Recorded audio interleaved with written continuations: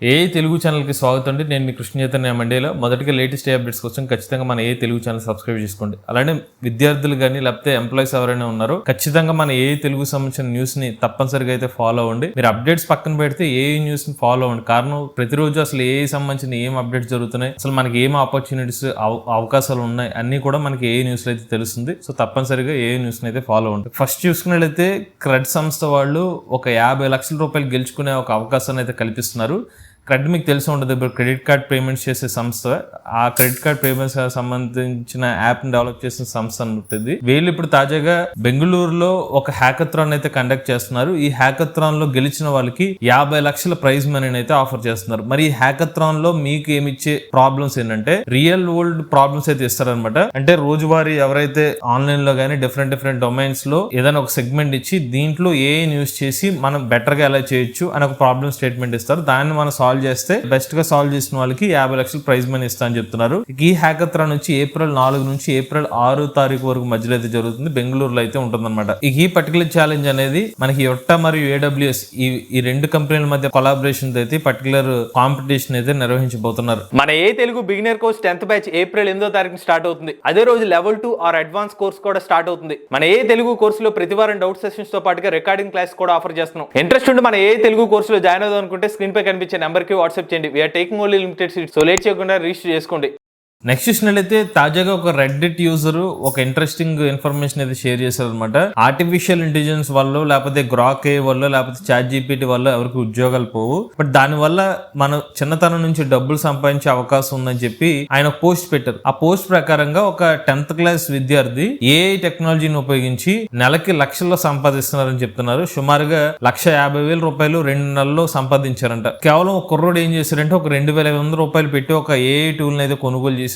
దాని తర్వాత AI టెక్నాలజీని యూజ్ చేసి క్లయింట్స్ కి వెబ్సైట్స్ ని బిల్డ్ చేయడం స్టార్ట్ చేశారు. అలాగే ఒక్కొక్క సైట్ కి $250 నుండి $300 వరకు డబ్బులు అయితే తీసుకున్నారు. ఇలాగా AI యూజ్ చేసి సుమారుగా 2 నెలలకి 1,50,000 రూపాయల వరకు సంపాదించారు అనమాట. నెక్స్ట్ చూసినట్లయితే ఢిల్లీలోని స్కూళ్లలో ఆర్టిఫిషియల్ ఇంటెలిజెన్స్, యోగా వంటి కొత్త కోర్సెస్ అయితే ఇంట్రడ్యూస్ చేయబోతున్నారు. ఉదాహరణకి ఆర్టిఫిషియల్ ఇంటెలిజెన్స్ డొమైన్ ని ఎందుకు ఇంట్రడ్యూస్ చేస్తున్నారంటే కొత్త అవేర్నెస్ అలానే కొత్త స్కిల్స్ అవసరం కాబట్టి దానికి అనుగుణంగా అయితే ఢిల్లీ ప్రభుత్వం అయితే ఆర్టిఫిషియల్ ఇంటెలిజెన్స్ కోర్స్ ని కూడా ఇంక్లూడ్ చేయాలని అయితే భావిస్తుంది. దీనికోసం state council of education research మరియు ట్రైనింగ్ SCERT వాళ్ళు ఒక అఫీషియల్ స్టేట్మెంట్ కూడా ఇచ్చారు. నెక్స్ట్ చూసినట్లయితే ఓపెన్ AI ఫౌండర్ అయిన శామ్ ఆల్ట్మన్ ఒక కీలకమైన వ్యాఖ్య చేశారనమాట. చాట్ జీపీటీలో ఈ గిబుల్ ఎఫెక్ట్ సంబంధించిన ఇమేజ్ ని విపరీతంగా యూజ్ చేస్తున్నారు, కొంచెం తగ్గించండి అని చెప్పి యూజర్స్ అయితే రిక్వెస్ట్ చేయడం జరిగింది. ఆయన ఏం మాట్లాడుతున్నారంటే కొంచెం ఈ గిబుల్ ఎఫెక్ట్ ఇమేజెస్ ని తగ్గిస్తారు, ఎందుకంటే మా టీము నిద్ర కూడా పోవట్లేదు, ఆ రేంజ్ లో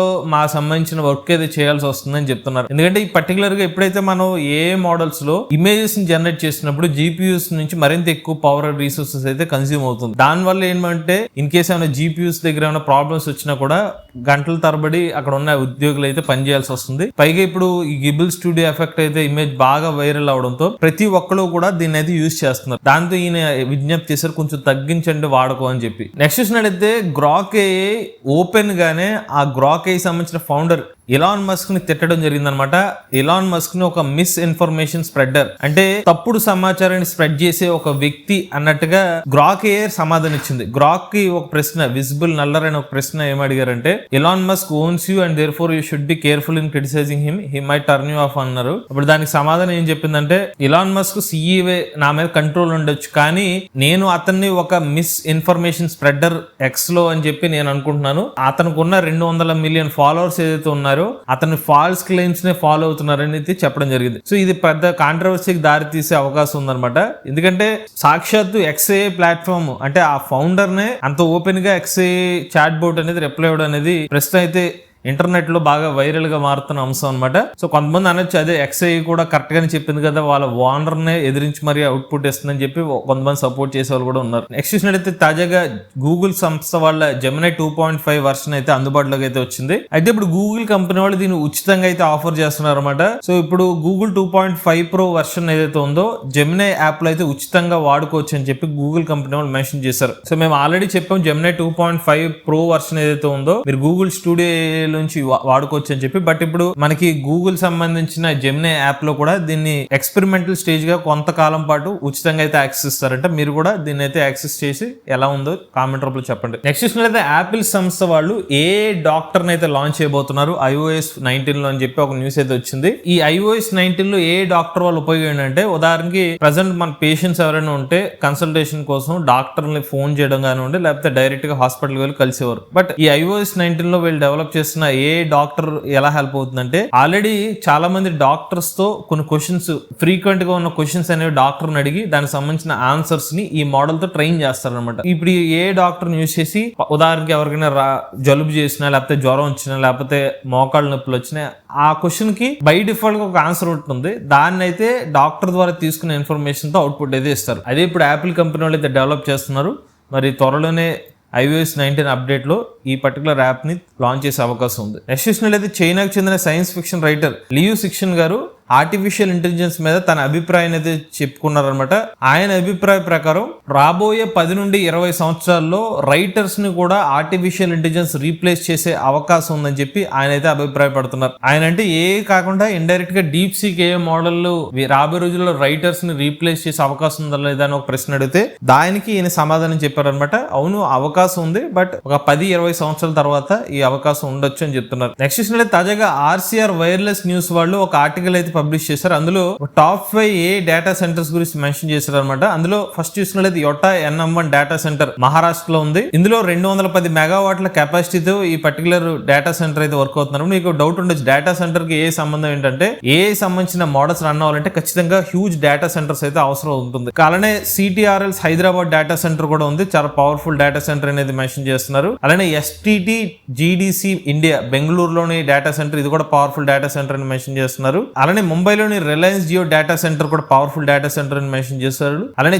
చెన్నైలోని NTT net magic data centre కూడా పవర్ఫుల్ డేటా సెంటర్ అని చెప్పి ఈ ఆర్టికల్ లో పబ్లిష్ చేశారు. నెక్స్ట్ ఉన్న లేటెస్ట్ అప్డేట్ ఏంటంటే, ChatGPT త్వరలో ఇమేజెస్ ఏదైతే ప్రెసెంట్ యూజర్స్ జనరేట్ చేస్తున్నారో డైరెక్ట్ గా 4o AI మోడల్ యూజ్ చేసి జనరేట్ చేయ అవకాశాలు ఉన్నట్టుగా తెలుస్తుంది. అంటే మీలో చాలా మంది తెలిసే ఉంటుంది, ఓపెన్ AI వాళ్ళు as of now image generate చేసినప్పుడు వాళ్ళ DALL-E అనే ఒక టూల్ ని ఇంటిగ్రేట్ చేసుకుని వాళ్ళ ChatGPT ప్లాట్ఫామ్ లోనే దాని ద్వారా ఇమేజ్ జనరేట్ చేసి వీళ్ళ ప్లాట్ఫామ్ లో డిస్ప్లే చేస్తున్నారు. బట్ ఇప్పుడు ఓపెన్ AI కంపెనీ వాళ్ళు డైరెక్ట్ గా 4o మోడల్ ద్వారానే ఇమేజెస్ ని జనరేట్ చేసే అవకాశం ఉన్నట్టుగా చెప్తున్నారు. అలానే పబ్లిక్ గా అవైలబుల్ ఉన్న డేటా నుంచి, అలానే షట్టర్ స్టాక్ వంటి కంపెనీల్లో వీళ్ళ కొలాబరేషన్ అయ్యి దాని నుంచి రెఫరెన్స్ గా తీసుకుని ఏ ఇమేజెస్ ని జనరేట్ చేయబోతున్నారంట. నెక్స్ట్ చూసినట్లయితే IIIT హైదరాబాద్ మరియు స్వేచ్ఛ వాళ్ళు జాయింట్ కొలాబరేషన్ లో Vishwam.ai ద్వారా ఆర్టిఫిషియల్ ఇంటెలిజెన్స్ కాన్ఫరెన్స్ అయితే ఏర్పాటు చేయబోతున్నారు. ఈ కాన్ఫరెన్స్ ఏప్రిల్ 12 నుంచి 13వ తారీఖుల మధ్యలో అయితే జరుగుతుంది అనమాట. ఈ పర్టికులర్ కాన్ఫరెన్స్ లో 2000 పైగా పార్టిసిపెంట్స్ అయితే ఉంటారని చెప్తున్నారు.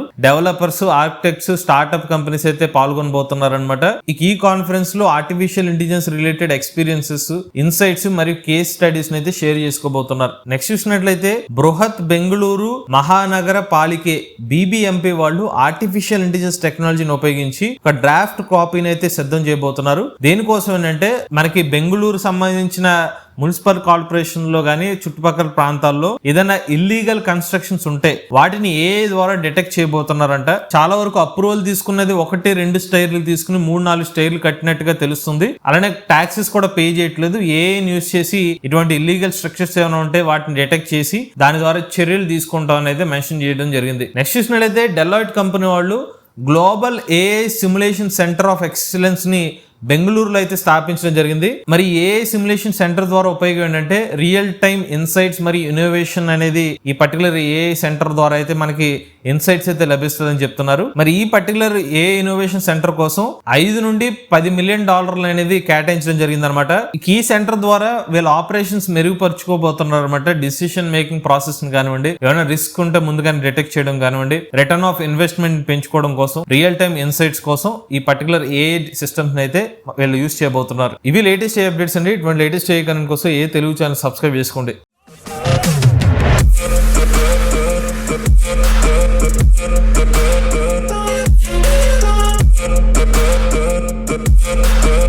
Thank you.